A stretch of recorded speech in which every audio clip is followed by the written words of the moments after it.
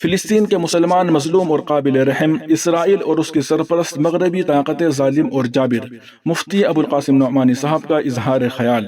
ناظرین، اس خبر کو دیوبند سے 13 اکتوبر کو ہماری دنیا نیوز پیپر میں فہیم صدیقی صاحب HD نیوز نے شائع کیا ہے، اور آپ اس خبر کو یوٹیوب پر MM تھانوی یوٹیوب چینل پر سن رہے ہیں۔ آپ سے ریکویسٹ ہے کہ نیوز کی تمام اپڈیٹ حاصل کرنے کے لیے ابھی ویڈیو کے نیچے سبسکرائب کے بٹن پر کلک کر کے اس چینل کو سبسکرائب ضرور کر لیجئے گا۔ دارالعلوم دیوبند کے محتمم و شیخ الحدیث مولانا مفتی ابو القاسم نعمانی نے اپنے خطاب میں فلسطین کے مسلمانوں کو مظلوم، بے بس اور قابل رحم، جبکہ اسرائیل اور اس کی سرپرست مغربی طاقتوں کو ظالم و جابر اور دشمن اسلام قرار دیا، نیز مسجد اقصی عظمت و اہمیت پر روشنی ڈالی۔ مولانا ابو القاسم نعمانی نے کہا کہ فلسطین، مسجد اقصی اور سرزمین قدس کے ساتھ مسلمانوں کا جو ایمانی و جذباتی تعلق ہے وہ ایسا نہیں ہے کہ اس کو فراموش کر دیا جائے۔ مسجد اقصی کے سلسلے میں قرآن پاک میں اللہ تعالیٰ نے مستقل آیتیں نازل فرمائی ہے، جیسے ترجمہ: پاک ہے وہ ذات جو اپنے بندے کو رات ہی رات میں مسجد حرام سے مسجد اقصی تک لے گئی، جس کے آس پاس ہم نے برکت دے رکھی ہے تاکہ ہم اسے اپنی قدرت کے بعض نمونے دکھائیں۔ یقیناً اللہ تعالیٰ ہی خوب سننے دیکھنے والا ہے۔ انہوں نے کہا کہ اس آیت میں مسجد اقصی کا ذکر ہے، نیز مسجد اقصی کے ماحول اور ارد گرد کی زمین کے مبارک ہونے کا تذکرہ ہے۔ آیت کا اصل مقصد تو نبی کریم صلی اللہ علیہ وسلم کے سفر اسراء اور معراج کو بیان فرمانا ہے، لیکن اسی کے ضمن میں اگلی آیات کے اندر یہودیوں اور بنی اسرائیل کے عروج و زوال کی داستانیں بھی بیان کی گئی ہے۔ مفتی ابو القاسم نعمانی نے کہا کہ فلسطین ایک تاریخی مطالعہ کا جائزہ لیا جائے تو اندازہ ہوگا کہ مسجد اقصی کے ساتھ کئی اہم واقعات مربوط ہے۔ یہ نبی کریم صلی اللہ علیہ وسلم کا سفر معراج کی پہلی منزل ہے۔ معراج کے موقع پر مکہ مکرمہ سے آپ مسجد اقصی تشریف لے گئے، پھر وہاں سے آپ کو آسمانوں کی سیر کرائی گئی۔ واپسی میں بھی آپ مسجد اقصی تشریف لائے، پھر وہاں سے مکہ مکرمہ واپس ہوئے۔ مکہ سے مسجد اقصی تک کے سفر کو اسراء اور مسجد اقصی سے آسمانوں تک کے سفر کو معراج کہا جاتا ہے۔ اسی سفر میں مسلمانوں کو 5 وقت کی نماز کا تحفہ ملا۔ اسی سفر سے واپسی پر نبی کریم صلی اللہ علیہ وسلم نے مسجد اقصی کے پاس تمام انبیاء کرام علیہم السلام کی امامت فرمائی۔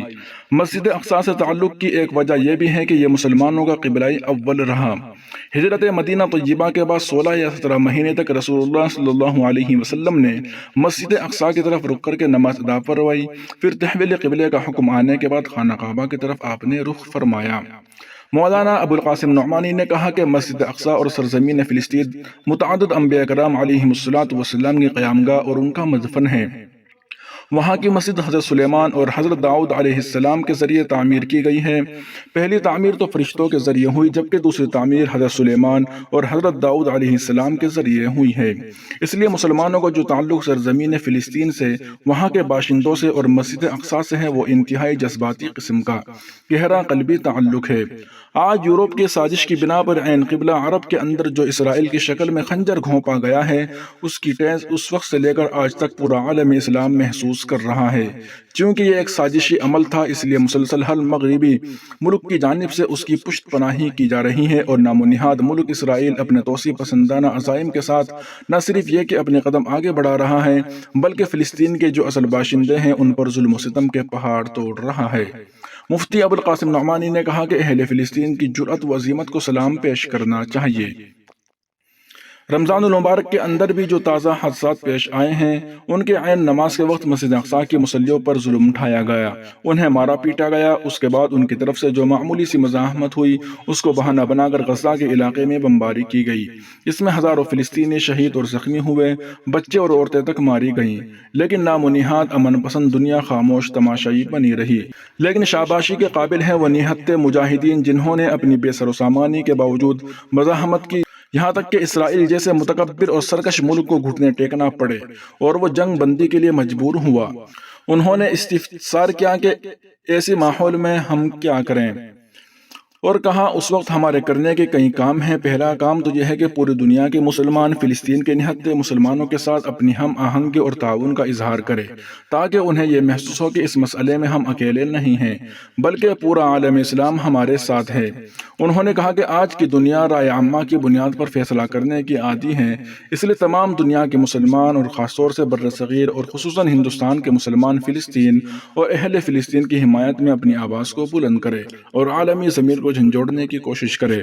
وہ مغربی ممالک، UN اور سلامتی کونسل جو اپنے منمانے مقاصد کے لیے خود ساختہ مسائل کے لیے امن و آشتی کا ڈھنڈورا پیٹتے ہیں، جہاں چاہتے ہیں وہاں کے لوگوں پر اپنے فیصلے مسلط کر دیتے ہیں، ان کی نگاہوں کے سامنے فلسطینی مسلمانوں اور وہاں کے باشندوں پر ظلم ہو رہا ہے، لیکن ان کے کانوں پر جوں تک نہیں ریگتی۔